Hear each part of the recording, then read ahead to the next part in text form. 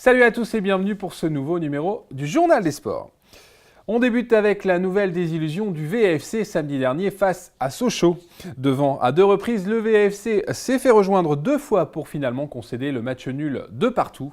Et pour les absents, le JDS revient en images sur la rencontre avant d'écouter la réaction tout en colère froide de l'entraîneur valenciennois Ariel Jacobs. Ce sera finalement la soirée des regrets. Alors qu'il semblait tenir une victoire ô combien importante, le VFC s'est oublié sur un corner. Florian Marange a alors profité d'un laxisme général et d'une sortie kamikaze de Pento pour égaliser à 1 minute de la fin de la rencontre. Un coup de froid sur le Hainaut qui venait tout juste de s'emballer grâce au premier doublé de Waris. 2 minutes plus tôt, l'attaquant de poche croyait en effet avoir délivré son équipe sur une remise acrobatique de Melikson. Un but tout en puissance, le 4e en 7 matchs pour le joueur prêté par le Spartak de Moscou cet hiver. Majid Waris s'était déjà signalé peu après le retour des vestiaires. Il faut dire qu'avant la pause, aucun des 22 protagonistes n'avait brillé. À peine Dosevi et Pujol avaient allumé quelques mèches de pétard bien mouillées. Celle de Waris à la 51e minute de jeu a elle bien mis le feu au stade. Sur le coup, VA avait été bien aidé par l'arbitre, le pénalty pour une faute de bras de Zouma semblant vraiment sévère. Qu'importe, l'ouverture du score avait enfin débridé une partie bien morne. L'égalisation des Sochaliens fut quasi immédiate. De plus de 30 mètres, le coup franc de Corsia trouvait la lucarne d'un Pento pas exempt de tout reproche, même s'il est vrai la frappe flottante du latéral reconverti milieu offensif était parfaite. Entre ces deux moments de folie, la balle a filé d'un but à l'autre sans qu'aucun joueur ne trouve la faille. Parfois par maladresse, à l'image d'un André Ayou trop pressé, ou parfois grâce au talent d'un gardien, Johan Pelé, pour ne pas le citer, impérial sur un centre-tir de Ducourtiou ou sur une nouvelle fulgurance de Waris qui aurait eu la bonne idée de s'offrir samedi soir un triplé et par la même occasion une victoire bien précieuse pour le VAFC. Vous appelez cela déception, chez moi c'est frustration. Consigne depuis le début de la semaine, c'est attention, danger sur phase arrêtée. 4 derniers buts marqués sur phase arrêtée, donc éviter de commettre des fautes inutiles. Et à 2 reprises, je crois que plus stupide que les fautes qu'on fait, on ne peut pas s'imaginer. Je ne vais pas dire que Sochaux a volé ces 2 buts, mais ce sont 2 buts que nous leur donnons avec un emballage plus que cadeau. Tu en colère aussi un peu, apparemment. Tout petit peu. Tout petit peu. Et on peut comprendre l'agacement du coach valenciennois car samedi soir, à Valenciennes, aurait pu faire la bonne affaire du week-end en sortant de la zone rouge, une première depuis la mi-septembre. Au lieu de ça, le VFC reste à la 18e place et s'il conserve 3 points d'avance sur Sochaux, il n'a grappillé qu'un petit point sur Évian. Plus loin devant encore, les autres clubs semblent avoir pris un peu d'air avec plus de 2 victoires d'avance sur Valenciennes au compteur. Une réaction est donc attendue sur la pelouse de Reims samedi 1er mars à 20h lors de la 27e journée de Ligue 1. Et faut-il le rappeler et y voir un signe l'an dernier, c'est en s'imposant au Stade de l'Aune que VA avait relevé la tête en fin de saison. On passe à notre page foot amateur. À noter la belle victoire de Dutemple 6-1 face à la réserve d'Avion. Dutemple se replace en 5e position au classement avant son prochain match ce dimanche 2 mars sur le terrain de la réserve de Croix, actuelle 8e de la promotion Honneur. En première division, 2 districts Valenciennes, Semeur s'est incliné 3-1 sur le terrain du leader, les Farc d'Anzin. Toujours 4e de la poule, Semeur se déplacera ce dimanche chez le dernier Neuville-sur-Escaut avec un coup d'envoi donné à 15h. Et une demi-heure plus tôt, Saint-Va débutera son match face à la réserve de Fresnes, actuelle 9e de la poule. Saint-Va est 6e de la 2e division de district après son match nul 0-0 face à Prouvy. Sans transition, volleyball, belle victoire du Hainaut en déplacement à Terville samedi dernier. Le HVB s'est accroché pour finalement l'emporter au tie-break 17-15. 2 points et une 2e victoire d'affilée en Liga qui font du bien au Hainaut. Car s'il est toujours 8e, le Hainaut compte désormais 12 points d'avance sur les 2 actuels relégables et encore 6 si son appel était rejeté devant la DNCG. Le HVB peut donc respirer avant un match compliqué samedi soir face à Nantes, 6e du championnat. Et pour cette rencontre qui débutera à 20h à la salle du Hainaut, le HVB devrait pouvoir compter sur sa meilleure marqueuse, la Croate Maja Burazer. une pointue que nous avons rencontrée cette semaine. Un reportage. Depuis quelques semaines, Maya Burazer est l'atout offensif numéro 1 du Hainaut. Avec 178 points inscrits depuis le début de saison, soit un peu plus de 7,4 par manche, la Croate est même la meilleure marqueuse du HVB et la 14e scoreuse du championnat. Rien d'étonnant pour une jeune femme en pleine confiance et qui ne compte pas s'arrêter là. Je suis pointue, alors marquer des points, c'est normal, c'est mon boulot sur le terrain. C'est déjà ma 3e saison à l'étranger, je ne suis plus une jeune joueuse, alors aujourd'hui j'ai confiance dans mon jeu. Je savais que mon jour viendrait et ça y est, finalement il a fini par arriver.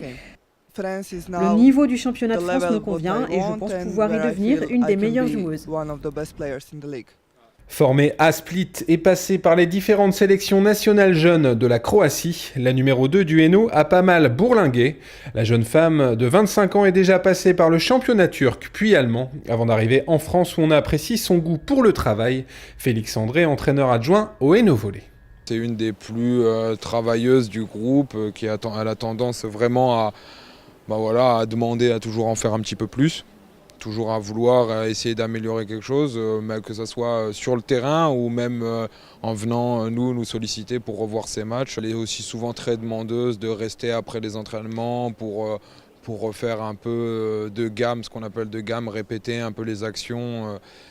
Et pour faire partie des meilleurs, la grande joueuse d'1,88 m portée vers l'attaque devra devenir plus complète et notamment travailler sa défense et le bloc. Autre point où elle ne peut que progresser, l'apprentissage de la langue de Molière.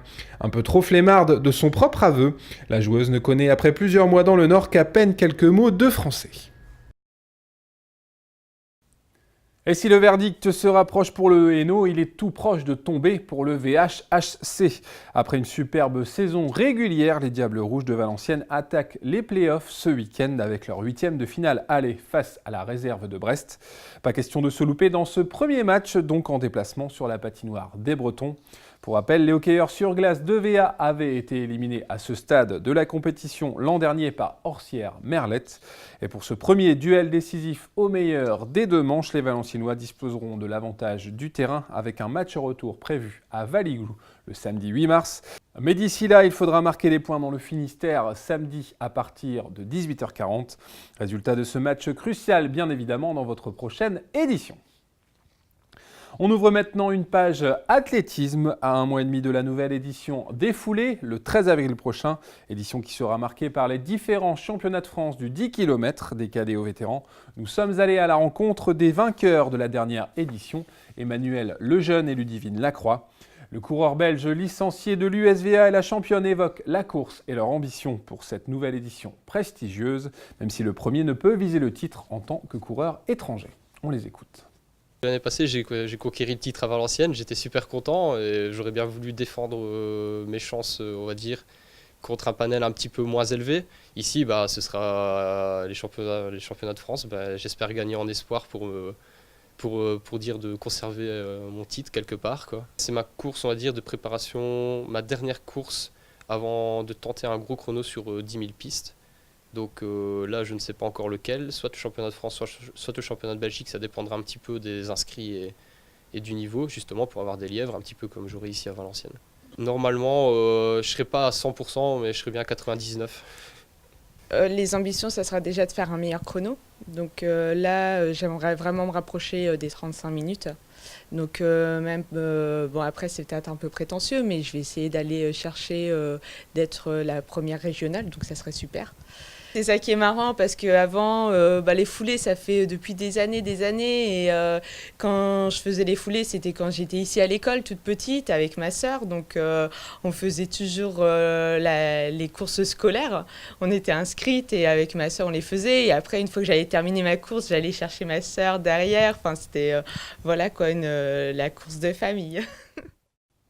Et puis n'oubliez pas que les Foulées valenciennoises, ce sont toujours une randonnée pédestre, de la marche nordique et 2 courses open de 5 et 10 km. Les inscriptions sont évidemment ouvertes. Tous les renseignements sur le site internet www.lesfouleesvalenciennoises.com. Enfin, dernière info athlétisme, sachez que Sophie Gabé-Briat est devenue ce week-end vice-championne de France chez les vétérans sur 3000 mètres. avec un chrono de 10 minutes 55 secondes et 87 centièmes. Félicitations. On continue notre page résultats avec le Pélican Club de Valenciennes.